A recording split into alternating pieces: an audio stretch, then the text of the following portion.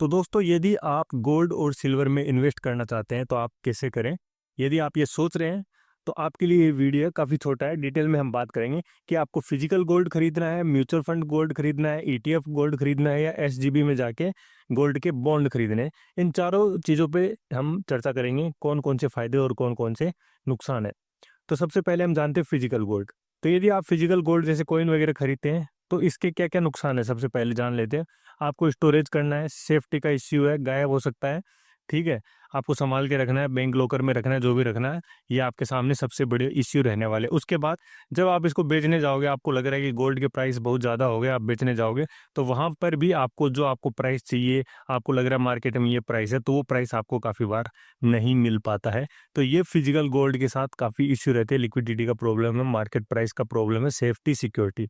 ठीक है, इसके अलावा जो इसका फ़ायदे है कि आप ओन करोगे कि हाँ मेरे पास फिजिकल गोल्ड है, आप उसको देख सकते हो। आपको एक जो इमोशनल अटैचमेंट भी होता है, वो सब चीज़ें यहाँ पे एक बेनिफिशियरी है। इसके अलावा फिजिकल गोल्ड की ये सब प्रोज एंड कॉन्स रहने वाले हैं। अब नंबर 2 आता है म्यूचुअल फंड। जैसे गोल्ड का ये म्यूचुअल फंड है, सिल्वर के भी काफ़ी आपको म्यूचुअल फंड मिल जाएंगे। तो म्यूचुअल फंड अगर एसबीआई गोल्ड फंड है, इस पर हम क्लिक करते हैं तो ये कमोडिटी आप देख सकते हो, लोग क्या है गोल्ड में इन्वेस्ट करते हैं। अब इसमें आपको, जैसे आप इसमें इन्वेस्ट कर सकते हो, मिनिमम 500 रुपये आपको देना है। ये फंड है, 5 स्टार इसका रेटिंग है। इसमें क्या है दोस्तों, इसमें अलग अलग आपसे tax, exit load, expense ratio ये सब लेते हैं। तो जैसे एसबीआई है, उसका कोई फंड मैनेजर होगा, वो इस म्यूचुअल फंड को मैनेज करता होगा। तो जब आप खरीदते हो तो आपको जो भी चार्जेस देने हैं वो देने हैं, एक्सपेंस रेशियो देना है, एग्जिट लोड देना है, स्टैम्प ड्यूटी, टैक्स। अगर आपने अच्छा खासा मुनाफा कमाया है तो आपको टैक्स भी देना है। तो ये सब यहाँ पे अच्छे खासे आपको देने पड़ते हैं लॉन्ग टाइम तक, अगर आप गोल्ड को होल्ड करते हो। बाकी इसका फ़ायदा ये है कि ये भी आप जितना गोल्ड में रैली होता है उतना ही इसमें होता है, फ़ायदा उतना ही रहने वाला है। ये लोग आपके जो रुपए लेते हैं और बदले में गोल्ड खरीद के रखते हैं। एक तरीके से आपको यहाँ पे कोई सेफ्टी, सिक्योरिटी, चोरी का कोई इश्यू नहीं रहता है। ये इसका फ़ायदा रहता है। अब नंबर 3 है गोल्ड का ETF, HDFC gold exchange traded fund, ETF, exchange traded fund. ये तीसरा फॉर्म है। इसमें क्या होता है, ये कंटिन्यूअस यहाँ पे ट्रेड करता रहता है शेयर मार्केट में। म्यूचुअल फंड का क्या है, वो सिर्फ उसमें आपको एनएवी मिल जाता है, एनएवी एक दिन में चेंज होता है। लेकिन ये जैसे एक स्टॉक ट्रेड करता है वैसे कंटिन्यू ट्रेड करता रहता है। लोग इसमें रुपए लगाते हैं, जैसे सोने का भाव बढ़ता है लोग बेच के निकल जाते हैं। इसमें क्या है, म्यूचुअल फंड की तुलना में यहाँ पे एक्सपेंस रेशियो या एग्जिट लोड वगैरह ये काफ़ी कम होता है। इसमें आपको जो भी ब्रोकरेज है वो सब आपको देना पड़ता है, लेकिन उसकी तुलना में आपको खर्चा कम होता है और इसमें हाई लिक्विडिटी होती है। ये इसका फ़ायदा है।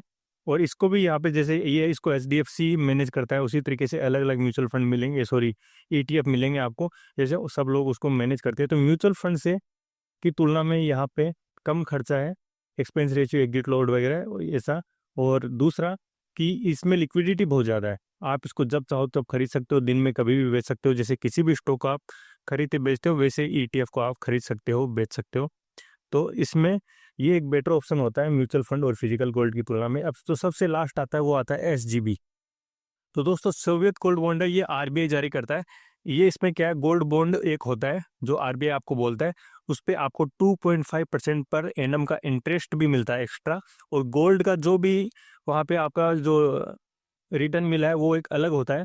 इसके अलावा 2.5% वो भी मिलता है। एक लॉक इन पीरियड होता है 8 साल का। इसके अलावा जो कैपिटल गेन टैक्स है उससे भी एग्जम्प्ट होता है, और इसको आप 5 साल होने के बाद इसको रिडीम भी कर सकते हो। तो ये सबसे बेस्ट ऑप्शन है। लेकिन इसको हाल ही में आरबीआई ने क्या है, थोड़ा कम कर दिया है, एक तरीके से डाउन ही कर दिया है, क्योंकि आरबीआई या हम कह सकते हैं केंद्र सरकार को इस बॉन्ड को जारी करने के बाद काफ़ी नुकसान झेलना पड़ा है। क्योंकि 2.5% एक तो यहाँ पे जो सरकार दे रही है, और दूसरा टैक्स में भी एग्जम्प्ट है। तो इसकी वजह से यहाँ पे लोगों को बहुत ज़बरदस्त फायदा होगा, जिन जिन लोगों ने ये गोल्ड बॉन्ड लिए थे। तो सबसे बेटर ऑप्शन ये था, इसमें आरबीआई की गारंटी भी थी और टैक्स फ्री भी था, और 2.5% का यहाँ पे जो पर एनम इंटरेस्ट भी मिलता था। लेकिन ये अभी एक तरीके से बंद हो गया। तो दोस्तों आई होप आपको समझ में आया होगा कि आपके लिए बेटर ऑप्शन कौन सा है। Thank you, keep supporting.